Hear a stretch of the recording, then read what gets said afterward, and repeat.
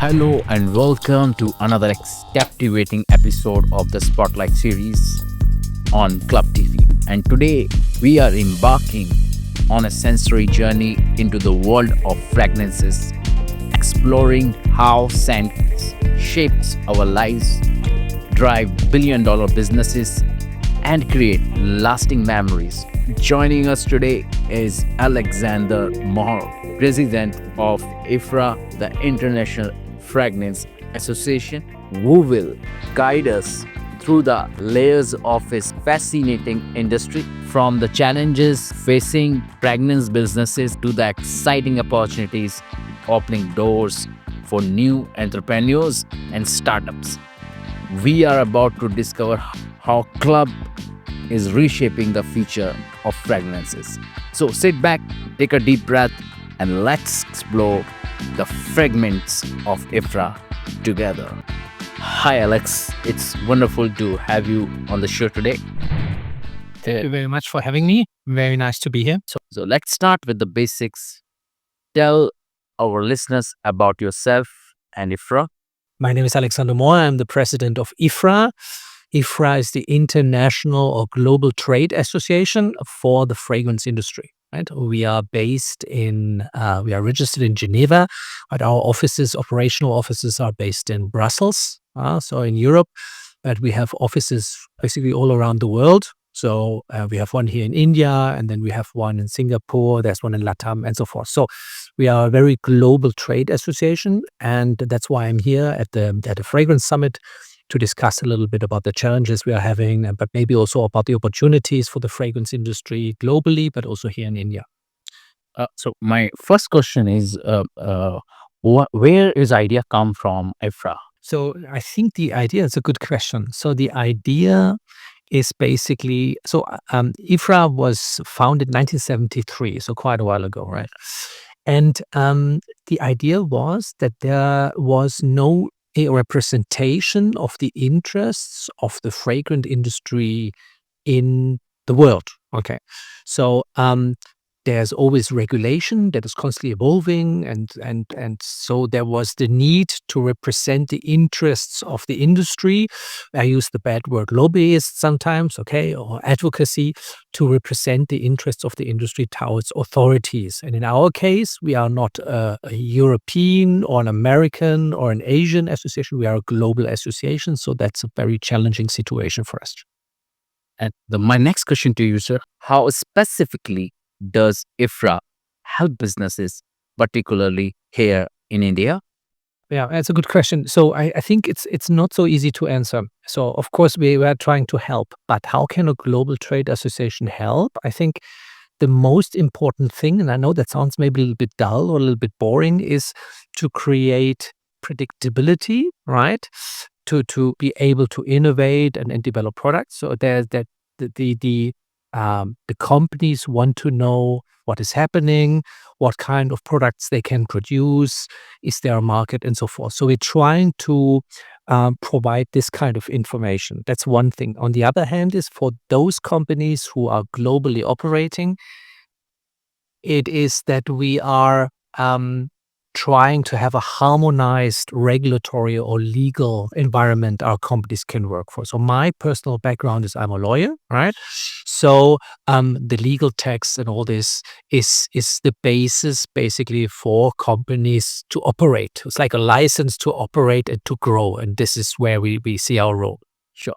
And what are the objective of IFRA in a long run in India as well as in European countries? I think like all industries, and independent from the fragrance industry, I think all industries need a representation towards the authorities, okay? So basically we are on the brink between politics, economics, okay, and cultural development. The nice thing about the fragrance industry is that everybody can relate to it. You know, you have immediately, it's like an icebreaker. So everybody has their favorite scent or their perfume, or they have certain memories attached to certain things, which is great because by this, it helps you so much to explain your concerns when authorities have new ideas where we might have a different view. Okay. Yes. But it's a great icebreaker and it's very relatable. So that's a really nice product. I worked for other trade associations in the past, and there it's much more difficult to get your points across. So wouldn't you have to share one case studies? Trade associations are not very good in explaining sometimes when they prevent a development from happening. Yes. Okay. So I always use this picture. You have a fireman who's trying to save the people at the house, and he's a hero. Okay. But the people who put the smoke detectors first in the house, they are seen as a little bit annoying because it's costs and it's not very, there's no sexiness in prevention. Okay. Yes. And this is a little bit the problem. I think we are not preventing, but we are able to provide information to policymakers and explaining a little bit how we see the consequences of certain initiatives. And by this, we hopefully make a real difference. But it's very difficult to portray that in a certain way. That's one point. The second point is what was a really big success, I would say, is I used to work for the flavor industry before. Okay. And in the flavor industry, there was a huge problem with vanilla from Madagascar. So at that time, I was heading the European Flavor Association. And the problem was that the European Commission suddenly changed a criteria for import on vanilla. Now, I don't want to go into the details, but it was really was not a very smart idea. Okay, so and there we were able to convince them that this is disrupting the whole vanilla market in Europe and beyond. The ice cream. It was linked to that. Yeah, it was a vanilla. It was yes. And that was a huge thing. And we were able to help our members to bring their points across. And I think that was a really, a very clear outcome of our advocacy efforts. You have to be a partner. That means you cannot come to the commission or to the authorities and talk rubbish. They need to trust you. You need to be a partner in this conversation, and that needs a lot of time. Okay, there are other people who might do this differently. For us, we are here like in a marathon. We are here to provide information, to collect data, to show what we are doing, to show the impact of certain things. And I believe that's the future also for advocacy in general. And one should be very careful because the people you are dealing with in the authorities and ministries, if this is India or EU or the US, you are very often dealing with very smart people. They know your sector very well. So you better be reliable. On a lighter note, what's your favorite personal fragrance? So right now, I like very much Mont Blanc. I think it's called Explorer. I use that a lot. And I'm very conservative. So once I like something, I normally stick to it. I used Polo a lot in the past, but right now I'm with Mont Blanc. Okay, so wherever you are. This is not advertisement, okay? I just gave you my preference. This is not. There are so many fantastic products. Let me underline this, okay? Just my current preference. Oh, all right. So, any book or movie recommendation for industry leaders? So, I think my interest and passion for this industry comes from a book. So no, it's a book. It's a murder. It's a criminal story actually, and it takes place in Grasse, which is in Europe. It's the cradle of the fragrance industry, right? It's in southern France. It's a very very old little city where a lot of fragrances were developed and still are very. It's really a cradle of the fragrance industry for Europe. And there is a criminal story taking place there. It's a French the author is Patrick Süskind, but I can't recall the exact title, but you will find it. Patrick Süskind, it's the story of a murderer. It's very nice. It's a very interesting book. So this is the original. And then there are, of course, a lot of science-related books because we are working in a regulatory science environment. And this is maybe going a little bit far, but I think, yeah. Let's talk about the sustainability. How is IFRA addressing global warming and environmental concerns?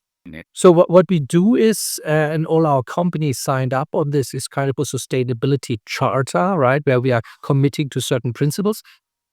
And we have every 2 years, we are publishing a sustainable report. The last one was just published now in July.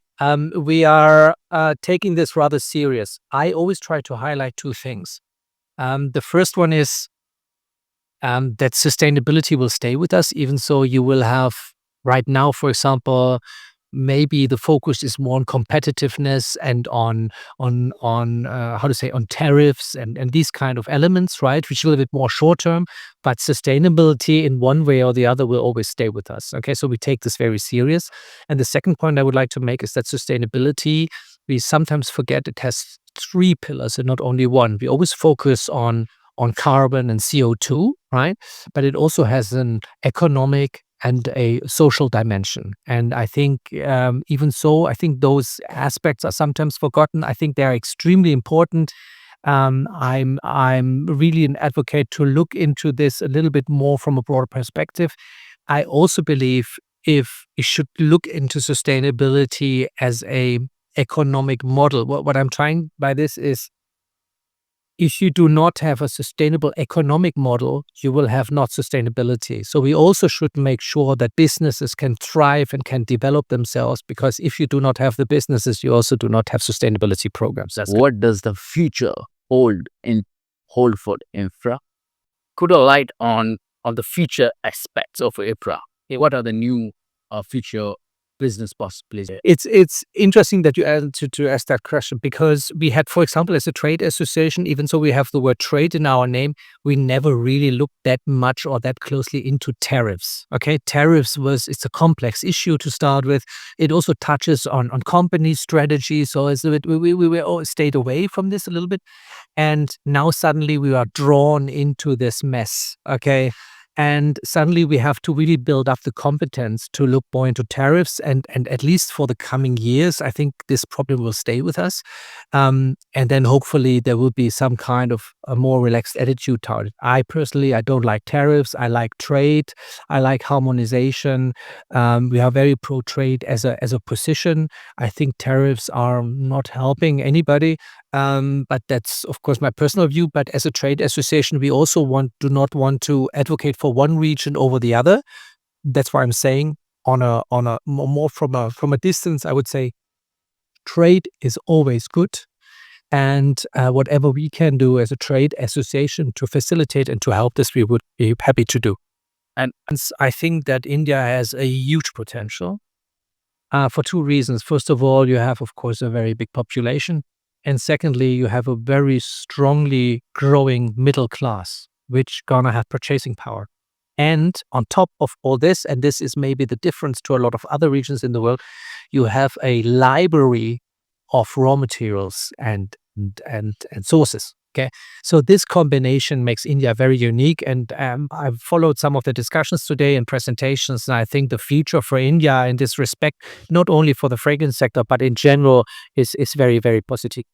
All right. So what I can say is thank you so much for having your time. Thanks a lot for having me on your podcast. On key takeaways from today's conversation: the importance of regularity, predictability for business growth, the power of sustainability with its three crucial pillars, and India's unique position with its combination of population, purchasing power, and rich raw material resources.